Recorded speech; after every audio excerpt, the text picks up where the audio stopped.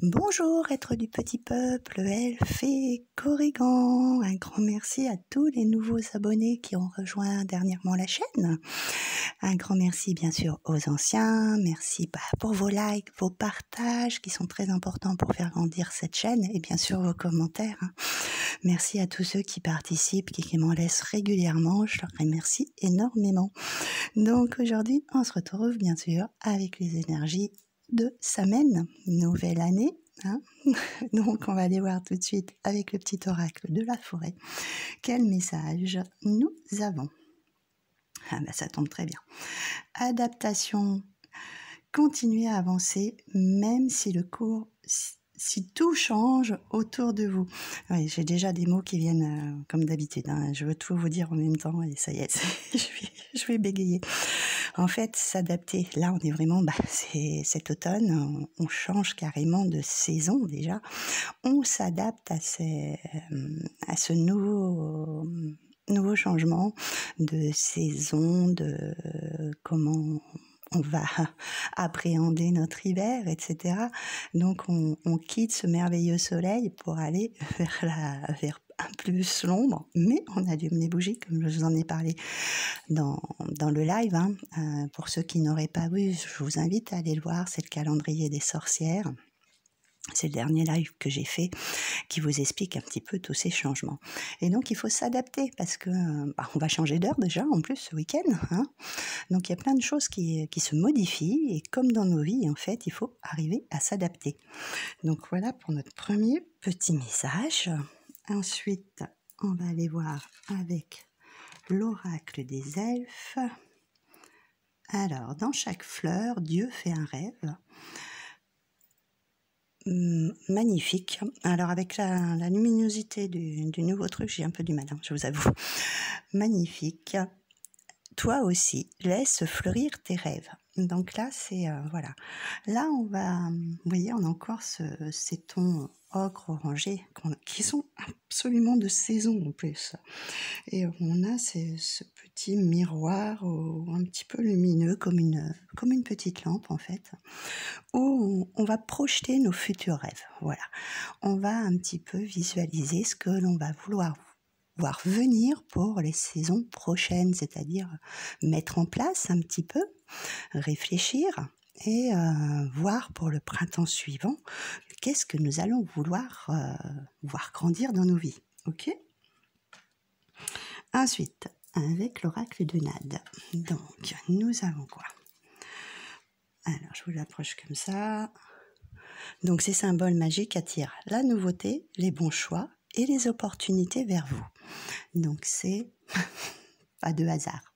Le changement. Donc voilà, il va falloir s'adapter à cette période de transformation qui est en fait l'automne, qui est cette période un petit peu d'introspection en fait, de repli sur soi pour réfléchir à tout ce que nous allons mettre en place en fait, ce que nous allons voir un petit peu grandir au fur et à mesure des mois. Voilà. Alors, on va continuer avec l'oracle de la sagesse des royaumes cachés. Nous avons le prince de l'arc-en-ciel. On l'a eu il n'y a pas très longtemps d'ailleurs, je crois, cette carte dans je ne sais plus quelle vidéo, qui nous parle de compensation et de persévérance. C'est-à-dire, même s'il y a des choses que vous n'avez pas encore finalisées, surtout vous ne les lâchez pas, vous continuez à persévérer pour que vos rêves se réalisent. On est vraiment dans ça, dans ces rêves qu'on a envie de voir grandir. Des fois, on peut avoir un petit coup d'abattement parce que il y a un blocage quelque part. Ce blocage peut être nécessaire parce que c'est pas encore le bon temps, c'est pas le timing divin, il n'a pas encore frappé correctement, il y a encore des choses à fignoler finalement, d'accord? Donc surtout, vous lâchez rien, vous serez récompensé, la compensation de ce que vous envoyez à l'univers. Toujours avec le cœur, toujours avec cette intention vraiment d'y mettre comme son âme d'enfant, comme les enfants font quand ils rêvent, qu'ils veulent quelque chose, que ça soit un jouet ou voir, comment que ça s'appelle, avoir quelque chose que vraiment ils ont envie, on y met ses tripes, en fait, on y met tout son cœur. Donc surtout, faut le vibrer de cette manière-là. Si vous n'avez pas cette intention, que vous lancez juste, j'ai envie, je sais pas, d'une nouvelle maison, j'ai envie d'une nouvelle voiture, j'ai envie d'une nouvelle robe. Il y a aucun truc qui vibre là. Là-haut, ils vont pas vous entendre, hein. Franchement, il y aura rien qui va se manifester. Par contre, si vous disiez: «Oh, j'ai envie de ma nouvelle voiture, je la veux comme ça, et cetera. J'ai envie de cette maison. Oh, celle-là, elle me plaît». Vous voyez, il y a déjà une autre façon de dire et de faire les choses. Alors ensuite, qu'est-ce que nous avons? Ah bah, bien sûr, le duel des dragons, qui nous parle de conflits intérieurs, de moralité et de choix conscients. En plus, c'est un chiffre 5, donc de changement. Donc là, c'est votre conflit intérieur. Est-ce que je mérite ou est-ce que je ne mérite pas? Aussi, ça en fait partie. Dites-vous que tout ce que vous êtes en train de construire, vous y avez mis votre cœur, oui, vous le méritez, d'accord? Ne venez pas vous auto-saboter, en fait, hein, c'est ça, hein, on a ce dragon gris et un peu bleuté au-dessus, c'est, il y en a un qui tire vers le bas, l'autre qui tire vers le haut, équilibrez vos pensées, hein. Oui, vous méritez les choses qui vont venir à vous. Et ensuite, qu'est-ce qu'on a? Oh, l'orphelin emprisonné. Dénigrement de soi, conscience pauvre. Je viens de vous dire, attention à ce que vous vibrez, attention à ce que vous dites. Ne surtout pas de négatif. Le négatif attire le négatif, le positif attire le positif, je vous le dis toujours. Le dénigrement de soi, c'est je suis pas capable, je vais pas y arriver, même si j'aime pas du tout cette négation, mais c'est surtout je suis pas capable, j'avancerai, je vais avoir des bâtons dans les roues, enfin tout ce genre de choses. Stop. C'est vous qui vous auto-sabotez. Honnêtement, c'est vous qui vous auto-sabotez. Donc changez forcément cette façon d'être, cette façon de penser. Envoyez vos demandes clairement, je dis bien clairement à l'univers, de ce que vous voulez, sans que ça soit au détriment aussi de quelqu'un d'autre, hein. Ça aussi, j'y mets un petit bémol, hein. D'accord? Il faut toujours que ça soit conscient, que ça soit pour vous et dans de bonnes vibrations. Alors, avec notre Witch's Wisdom, qu'est-ce que nous avons? Il n'y a pas de hasard. Intention. Attention. Mettez-y l'intention qu'il faut. Vibrez ce qu'il faut. Qu'est-ce que nous avons derrière? Alors, l'hiver. Et nous avons le calice. Donc, nous avons le calice qui nous parle en fait d'accomplissement, de remplir votre coupe. Et nous avons la tour du Nord qui est l'hiver. Si vous voulez voir grandir ces choses, je vais baisser parce qu'elles sont très brillantes celles-là. Je vais vous les poser là pour pas que ça avec la luminosité. En fait, cette intention, voilà, c'est ce que je vous ai dit juste à l'instant, c'est juste incroyable. Il faut que ça vibre avec le cœur, il faut que vous imitez vos tripes. Il n'y a pas à tortiller, sinon ce que vous lancez à l'univers ne sera pas entendu. Il faut que ça soit vibré clairement. Votre calice pour remplir votre coupe, pour qu'elle soit pleine de ce que vous avez envie, en fait. C'est vous qui la remplissez. Ça peut être d'amour, ça peut être de richesse, ça peut être d'amis, ça peut être de cadeaux, parce qu'on arrive sur l'hiver, donc c'est des cadeaux, ça peut être des cadeaux de Noël, hein. Ça peut être les sourires de gens que vous croisez dans la rue. Vous la remplissez de ce que vous avez envie, d'accord ? Mais en y mettant toute l'intention, en la vibrant sereinement, sainement surtout, et en y mettant vraiment votre cœur. Et c'est très très drôle qu'elle soit sortie, ça me fait beaucoup rire. Alors, je vais prendre mes petits livrets parce qu'après, je vais vous lire les petits messages certainement de toutes les 3 autres cartes que je vous ai sorties. Ah, suivez la lune. Bon, bah, avec moi, vous êtes servis parce que de toute façon, je vous fais toujours les guidances sur les nouvelles lunes et les pleines lunes. Ce sont des cycles, comme je vous ai expliqué, en fait, bah, justement, dans la vidéo du direct, du live, ça en fait partie. Les lunes sont des cycles, elles durent 28 jours, d'une lune à une autre, par exemple d'une pleine lune à une pleine lune, d'une nouvelle lune à une nouvelle lune, c'est à peu près 28-29 jours, hein. Et en fait, il faut s'adapter aussi à ces cycles-là. Il faut les écouter parce que nous avons, soit on va démarrer quelque chose de nouveau avec une nouvelle lune, hein, soit on peut aussi clôturer, aboutir à quelque chose avec la pleine, d'accord?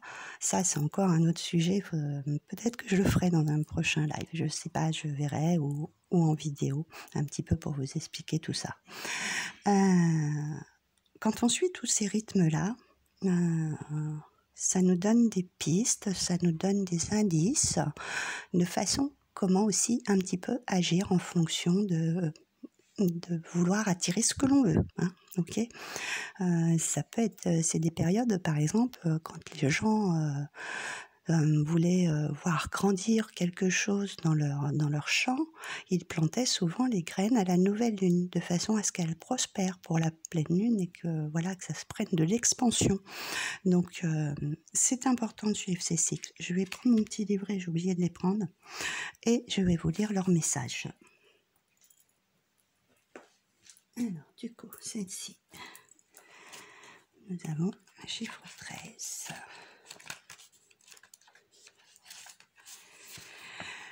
Alors, les 3/4 de la surface de Gaïa sont recouverts par l'eau et l'attraction de la Lune peut soulever des océans de la Terre à l'équateur et les entraîner dans son sillage.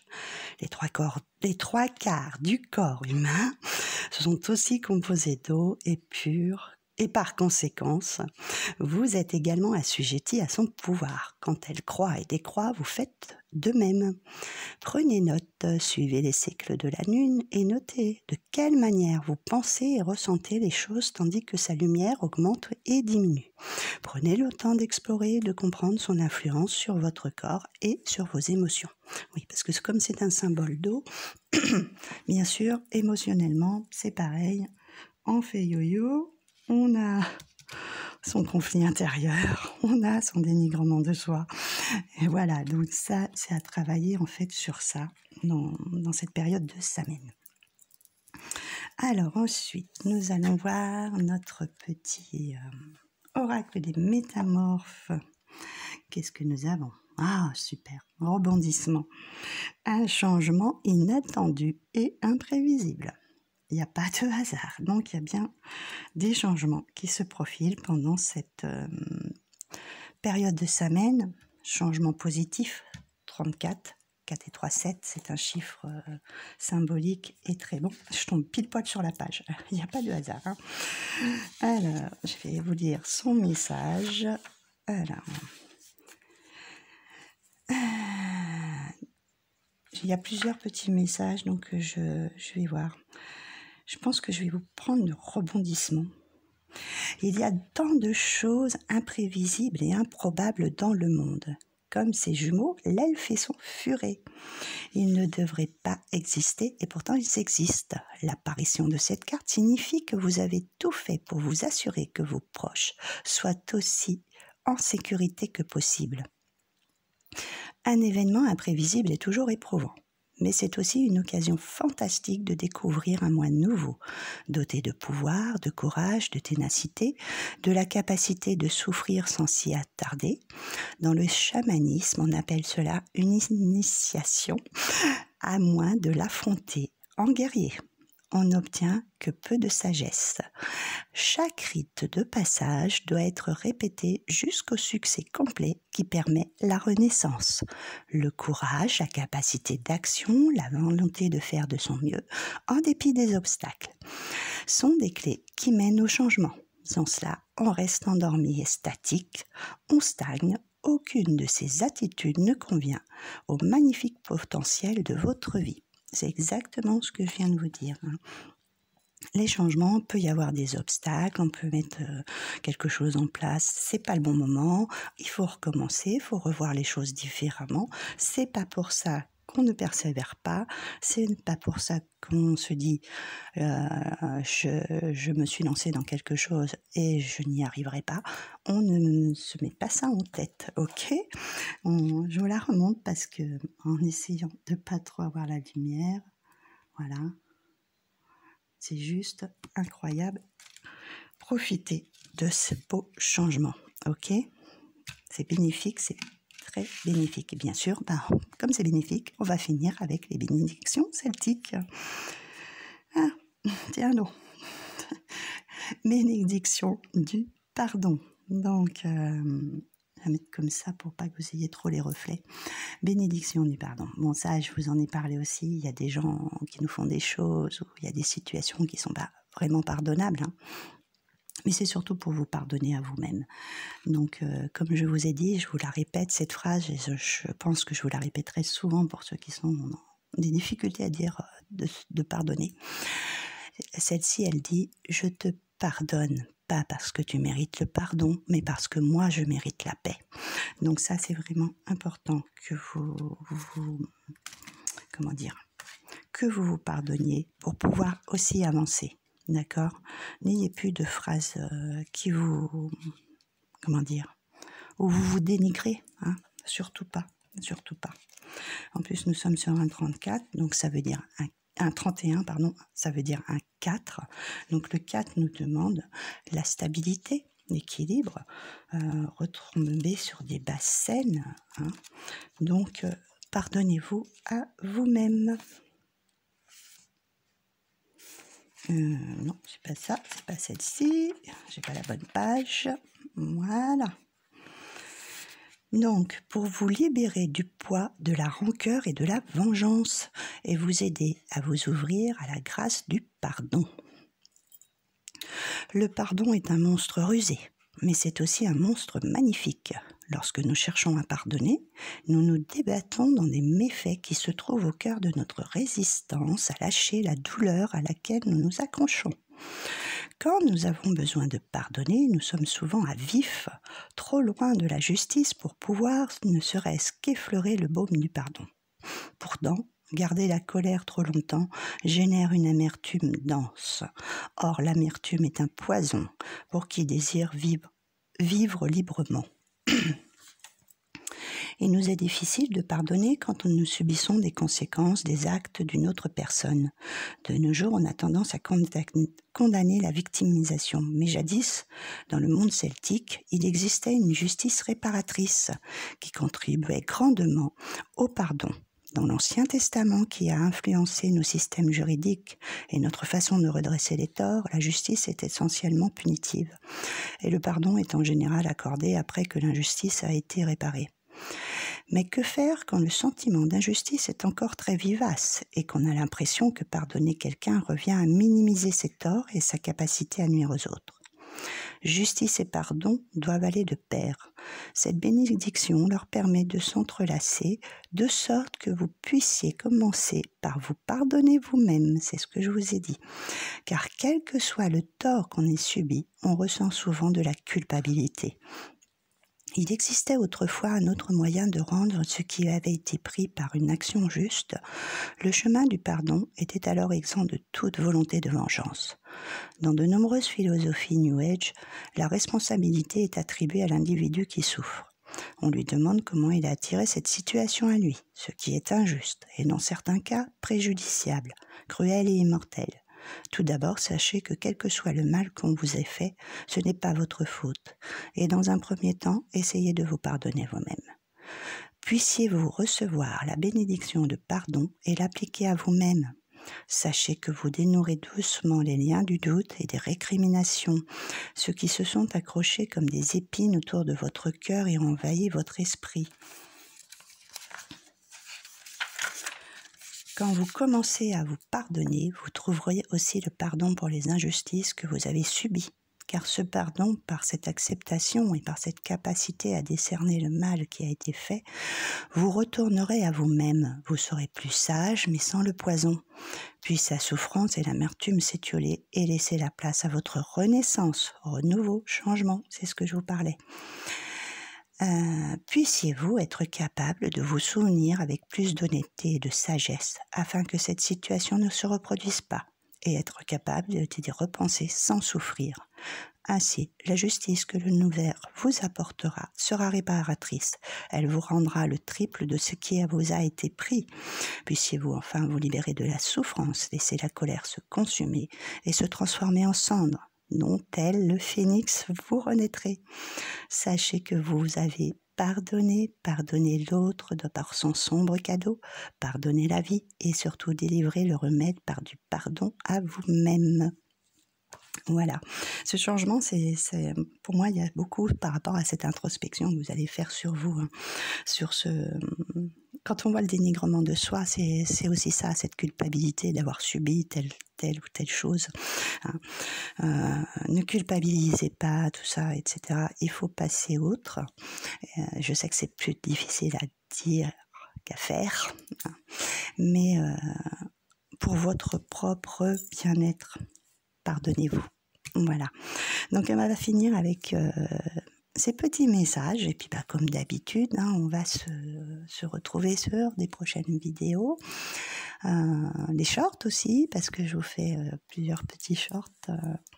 Là déjà, je vous en ai fait quelques-uns, je vais vous en refaire d'autres, je vais vous faire un tirage certainement avec les runes aussi parce que ça fait un petit moment que je n'ai pas fait aussi, donc ça je pense plus en short. Et puis je vous réserve peut-être un petit live pour semaine. Je suis en train de penser à quelque chose, mais à voir, je vais voir ça, je pense vous transmettre des petits messages à chacun et à chacune. De toute façon, je vous mettrai un post pour la publication. Voilà. Bon, je vous remercie tous et toutes et je vous dis à très bientôt pour une prochaine vidéo.